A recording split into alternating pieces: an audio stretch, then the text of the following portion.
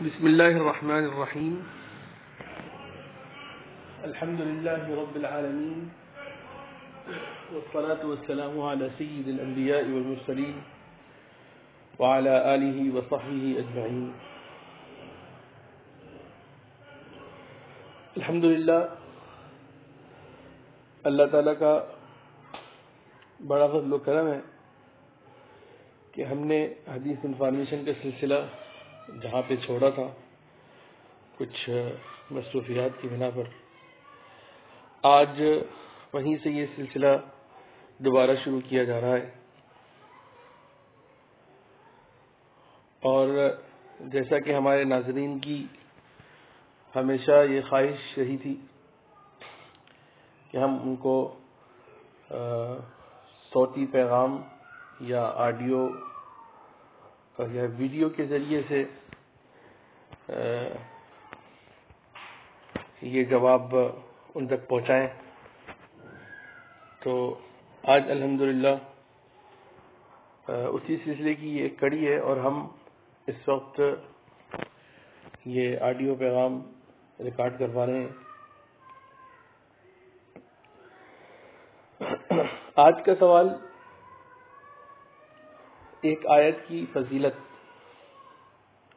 یہ کراچی سے ہمارے دوست عمر اعجاز صاحب ہیں، انہوں نے یہ سوال کیا ہے.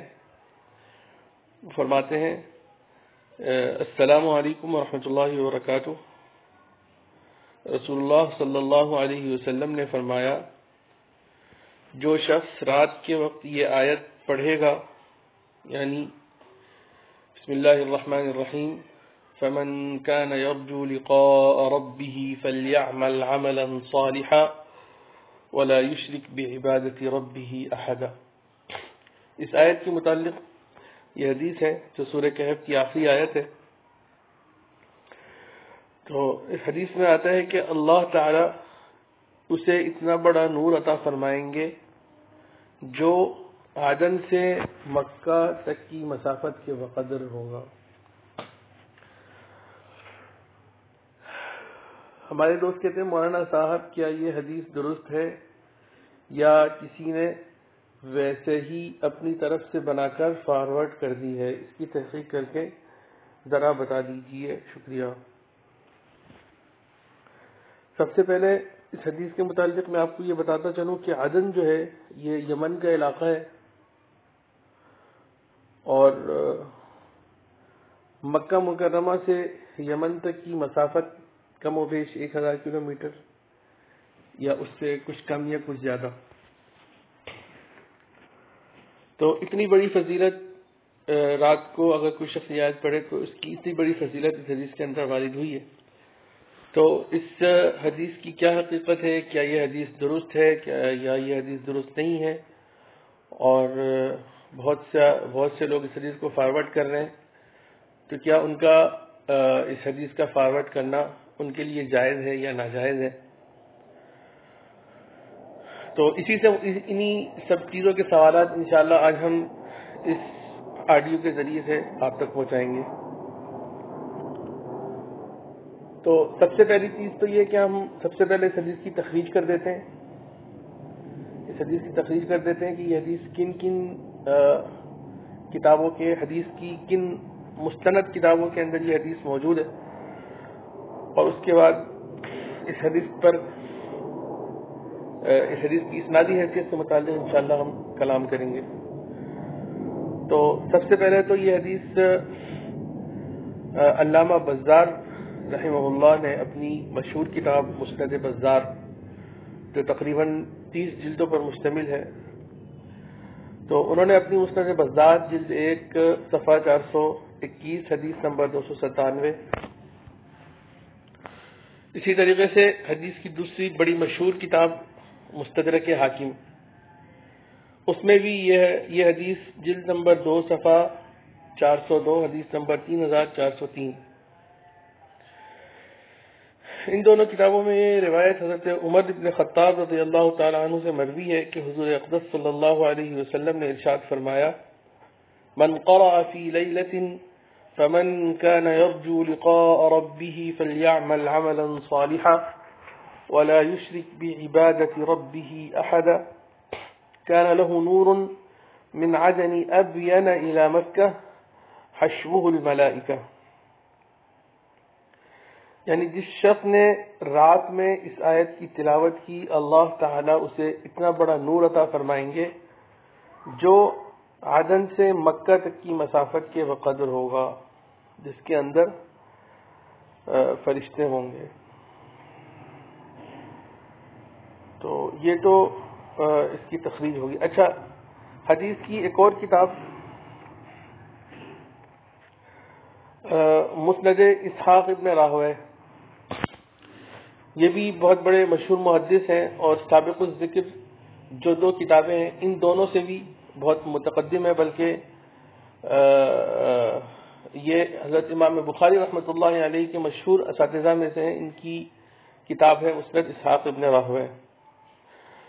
اس کتاب کے اندر بھی یہ حدیث موجود ہے، لیکن ہم تک چونکہ حدیث کی بعض کتابیں ہم تک مکمل طور پر نہیں پہنچ سکیں، تو یہ بھی انہی کتابوں میں سے ہے جو ہم تک مکمل نہیں پہنچی. لیکن 9ویں صدی ہجری کے مشہور محدث حضرت علامہ ابن حجر رحمہ اللہ نے اپنی مشہور تصنیف المطالب العالیہ جلد 15 صفحہ 26 حدیث نمبر 3654 میں یہ روایت مسند اسحاق ابن راہویہ سے نقل فرمائی ہے. اسی طریقے سے 9ویں صدی ہجری کے ہی ایک اور محدث علامہ بوصیری رحمہ اللہ، انہوں نے اپنی مشہور کتاب اتحاف الخیرہ المہارہ میں جلد 6 صفحہ 233 حدیث نمبر 5757 انہوں نے بھی یہ حدیث مسند اسحاق ابن راہویہ کے حوالے سے نقل کی ہے. اور ان دونوں حضرات نے اس حدیث کی جو حضرت علامہ اسحاق ابن راہویہ رحمہ اللہ ہیں ان کی جو اسناد ہے وہ بھی نقل فرمائی ہے. تو لہذا حدیث کے یہ 3 مصادر ہم تک پہنچے ہیں جن کے اندر یہ حدیث مذکور ہے. لیکن ان تینوں روایت میں ایک خاصیت یہ کہ اس کی اسناد بالکل ایک ہی ہے شروع سے آخر تک، اس میں کوئی فرق نہیں ہے. تو اس حدیث کے تمام راوی تو ثقہ ہیں، لیکن ان میں ایک راوی ہے جو مشترکہ راوی ہے تینوں روایت کے اندر، ان کا نام ہے ابو قرہ الاسدی. ابو قرہ الاسدی. اچھا، یہ راوی جو ہے ان کے بارے میں علماء محدثین کے کیا خیالات ہیں اور انہوں نے ان کے بارے میں کیا تذکرہ فرمایا ہے. تو سب سے پہلے تو علامہ ابن خزیمہ رحمہ اللہ جو 3 صدی ہجری کے بہت مشہور اور بہت بڑے محدث تھے، اور ان کی مشہور کتاب صحیح ابن خزیمہ. صحیح ابن خزیمہ کے متعلق بھی میں آپ کو یہ بتاتا چلوں کہ اس وقت ہمارے پاس یہ 10 سے 15 جلدوں پر مشتمل یہ کتاب چھپ کے آ چکی ہے، لیکن اس کتاب کا بھی بہت بڑا حصہ ضائع ہو چکا ہے جو ہم تک نہیں پہنچا.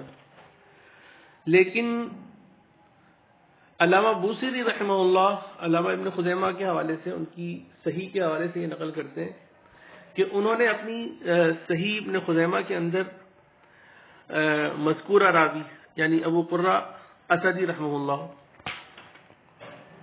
ان کی ایک حدیث انہوں نے اپنی کتاب میں نقل فرمائی ہے، اور نقل فرمانے کے بعد وہ فرماتے ہیں کہ ہمیں اس راوی کے بارے میں نہ کوئی جرح ملی نہ ہی کسی نے اس کی توثیق کی.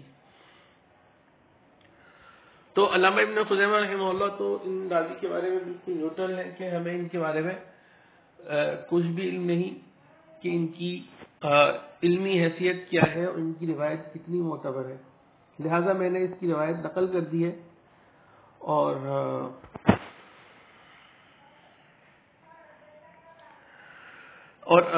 آپ اس کی تحقیق فرما لیں. لہذا اس راوی کے بارے میں ہم نے مزید تحقیق کی اور دوسرے محدثین کا ان کے بارے میں دوسرے محدثین کے کیا خیالات ہیں ان کے بارے میں. تو سب سے پہلے علامہ مزی رحمہ اللہ یہ 8ویں صدی ہجری کے بہت بڑے محدث ہیں، اور ان کی مشہور تصنیف مشہور زمانہ تہذیب الکمال جو تقریباً 50-55 جلدوں پر مشتمل ہے، اس میں انہوں نے حدیث کے اہم روات پر کلام فرمایا ہے۔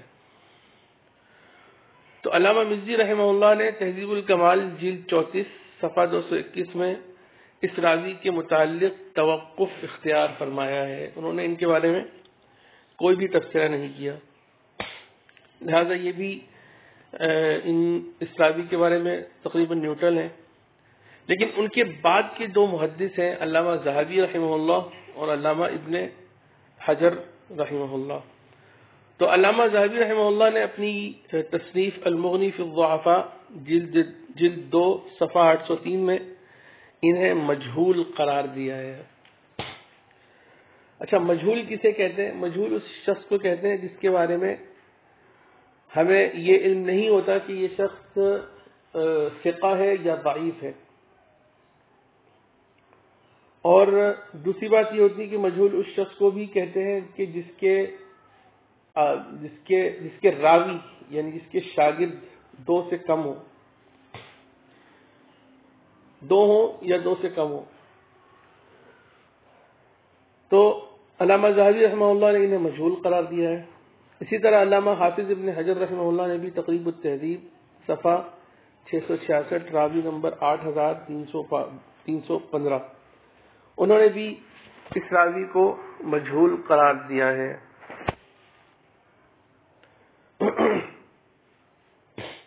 اچھا، مجہول شخص جو ہوتا ہے اس کی روایت میں توقف اختیار کیا جاتا ہے۔ توقف کا مطلب ہوتا ہے کہ اسے نہ تو صحیح قرار دیا جا سکتا ہے اور نہ ضعیف قرار دیا جا سکتا ہے، بلکہ اس حدیث کے متعلق محدثین یہ فرماتے ہیں کہ اس حدیث کے دوسرے شواہد ڈھونڈ لیے جائیں، یا قرآن کی کسی آیات یا دوسری حدیث سے اگر اس کا مضمون نہ ٹکراتا ہو تو اس کو قبول کرنے میں کوئی حرج نہیں ہے، اور اگر ٹکراتا ہو تو پھر ایسی روایت مسترد کی جاتی ہے۔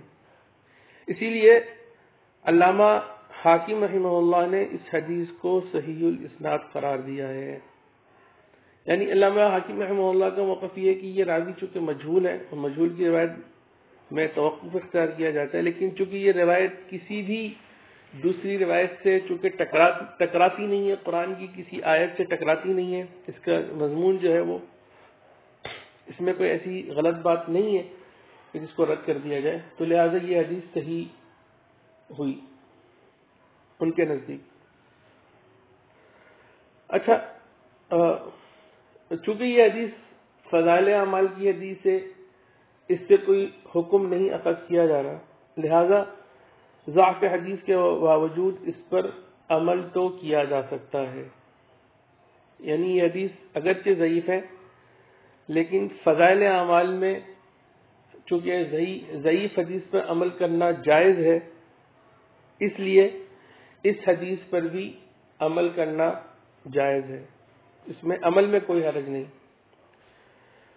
اچھا، عمل میں تو کوئی حرج نہیں، مگر ضعیف حدیث پر عمل کرنے کے لیے ایک بات سمجھنا انتہائی ضروری ہے۔ یعنی جو حضرات ضعیف حدیث پر عمل کرتے ہیں ان کے لیے یہ ضروری ہے کہ وہ ایک چیز جو ہے اس پر دھیان دیں، وہ یہ ہے کہ علماء کرام نے حدیث اچھا جو انتہائی ضروری بات ہے وہ تو میں آپ سے تھوڑی بعد میں آخر میں کروں گا۔ پہلے آپ یہ سمجھ لیں کہ صحیح ضعیف حدیث پر عمل کرنے کے لیے علماء کرام نے کچھ شرائط ذکر کی ہیں۔ پہلے ہم ان شرائط کا تذکرہ کر دیتے ہیں، پھر اس پر ایک تبصرہ بھی کریں گے۔ تو پہلی شرط یہ ہے کہ اس کا راوی انتہائی درجے کا ضعیف نہ ہو، اور ظاہر ہے کہ ہم نے ابو قرہ اسدی رحمہ اللہ کے بارے میں جو آپ کے سامنے تبصرہ اور محدثین کا جو تبصرہ نقل کیا، اس سے یہ ظاہر ہوتا ہے کہ یہ راوی اتنے زیادہ ضعیف نہیں ہے کہ ان کی روایت فضائل اعمال میں ترک کر دی جائے۔ ٹھیک ہے، تو یہ شرط تو ہو گئی۔ اچھا، دوسری شرط کیا ہے؟ دوسری شرط یہ ہے کہ اس عمل کی اصل کہیں نہ کہیں ثابت ہو اور صحیح حدیث یا مفہوم قرآنی سے ٹکراؤ نہ پیدا ہو رہا ہو. یعنی فضائل اعمال میں جس حدیث پر عمل کرنے کی اجازت دی گئی ہے اس میں کوئی ایک ایسی نئی بدعت کا رواج نہ ہو رہا ہو جس کا وجود شریعت میں کہیں نہ ملتا ہو. اچھا، یہ بات بھی درست مانی جا سکتی ہے کہ اس آیت سے جو فضیلت وارد ہو رہی ہے یہ کسی قرآن یا حدیث اس سے کوئی ٹکراؤ نہیں ہو رہا، بلکہ قرآنی آیت کی فضیلت بہت جگہ وارد ہے. سورہ اخلاص کی فضیلت صحیح حدیث سے، اور معوذتین کی فضیلت، سورہ بقرہ کی فضیلت، اور بھی بہت ساری فضیلتیں، آیت الکرسی کی فضیلت. تو لہذا اس کے اندر دوسری شرط بھی پائی جاتی ہے کہ اس کے اندر کوئی ایسی نئی بدعت کا رواج نہیں دیا جا رہا جو قرآن و حدیث سے ثابت نہ ہو. اچھا، تیسری شرط یہ ہے کہ اس پر عمل کرتے ہوئے اسے سنت یا مستحب نہ سمجھا جائے.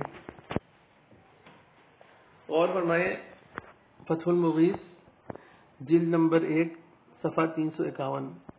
علامہ سخاوی رحمہ اللہ فرما رہے ہیں تیسری شرط اس حدیث پر عمل کرنے کی یہ ہے کہ اسے سنت یا مستحب نہ سمجھا جائے. اور فرمائیے کہ صحیح حدیث ضعیف حدیث سے جس عمل کی اجازت دی گئی ہے وہ نہ تو سنت ہوتا ہے، اس عمل کو نہ سنت کا قرار دیا جا سکتا ہے اور نہ ہی مستحب قرار دیا جا سکتا ہے. مطلب یہ ہے کہ اس حدیث پر آپ عمل کریں لیکن ثواب کی امید نہ رکھیں، توقع رکھیں کہ ہو سکتا ہے کہ اس حدیث سے جو عمل ثابت ہے اس پر ہو سکتا ہے ثواب ملے، اتنا جو ثواب مذکور ہے اس حدیث کے اندر، لیکن اس کی توقع نہ رکھیں. آپ اس کو سنت بھی نہیں سمجھیں، مستحب بھی نہ سمجھیں، بلکہ آپ اس کو ایک مباح عمل سمجھیں. مباح عمل کا مطلب یہ ہوتا ہے کہ جیسے مثال کے طور پر کھانا کھانے کے چند لقمے کھانا تو فرض ہے. ظاہر ہے کہ انسان کو اتنا کھانا تو فرض ہے جس سے اس کی زندگی جو ہے وہ اس پہ کوئی اثر نہ ہو، لیکن اس کے علاوہ اتنا پیٹ بھر کے کھا لینا یہ ایک مباح عمل ہے. اس میں آپ کو ثواب کی توقع نہیں ہوتی کہ بھئی میں زیادہ کھانا کھاؤں گا تو مجھے کوئی ثواب ملے گا، ایسا ہرگز نہیں ہے. تو جب یہ عمل سنت بھی نہیں ہے، مستحب بھی نہیں ہے، تو یہ ایک مباح درجے کا ایک عمل ہے، اور اس سے ثابت ہونے والے فضائل جو ہیں اس پر ثواب کی توقع رکھنا یہ ایک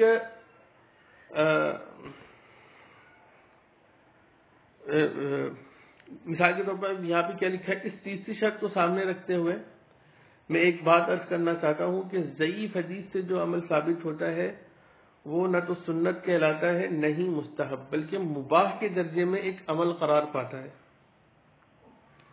اور جو عمل صرف مباح ہو اس میں ثواب کی توقع رکھنا یا نہ رکھنا دونوں برابر ہوگا. غور فرمائیے، ثواب کی توقع رکھنا یا نہ رکھنا دونوں برابر ہوگا.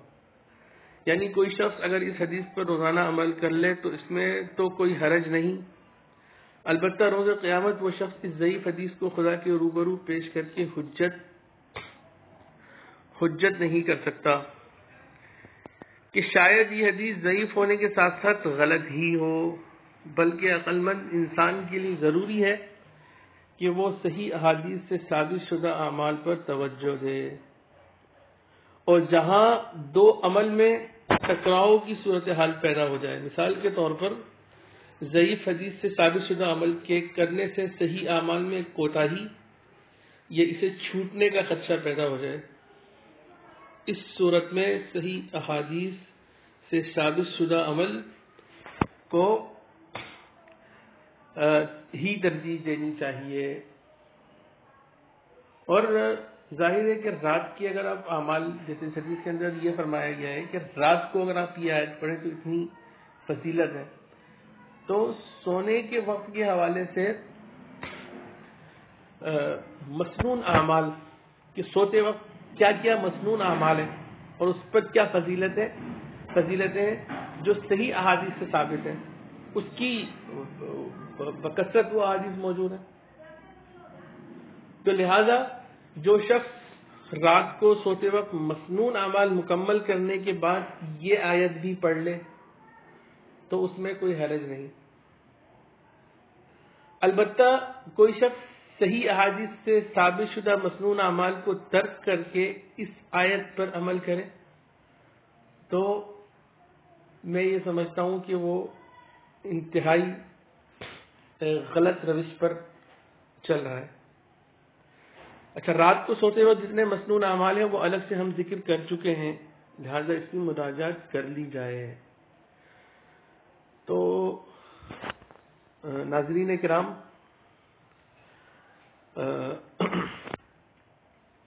اس حدیث کے متعلق جتنی بھی تفصیلات تھی وہ ہم نے آپ کے سامنے پیش کر دی، اس کی حقیقت بیان کر دی، اور فضائل اعمال کی حدیث پر کس صورت میں عمل کیا جانا چاہیے اور کب اس پر عمل چھوڑ دینا چاہیے اس کی تفصیل ہم نے آپ کے سامنے رکھ دی. مسنون اعمال کے متعلق ہم تحریری طور پر ایک اپنا لٹریچر جو ہے وہ حدیث انفارمیشن کے نام سے ہم اس میں پیش کر چکے ہیں. تو اگر آپ حضرات کا یہ مطالبہ رہا کہ ان اعمال کو بھی آڈیو کی صورت میں یوٹیوب پر اپلوڈ کر دیا جائے تو انشاءاللہ ہم کوشش کریں گے کہ اس کو بھی اپلوڈ کر دیں. لیکن بہرحال اس وقت اگر آپ ان اعمال کو آپ پڑھنا چاہتے ہیں تو آپ حدیث انفارمیشن آپ کے سامنے یہ لنکس موجود ہیں اور یہ ڈسکرپشن میں بھی ہم یہ لنک آپ کو سارے شیئر کر دیں گے. تو ان گروپ میں سے ایک واٹس ایپ گروپ ہے، ٹیلی گرام اور فیس بک گروپ، ان تینوں میں آپ جا کر وہ لٹریچر پڑھ سکتے ہیں.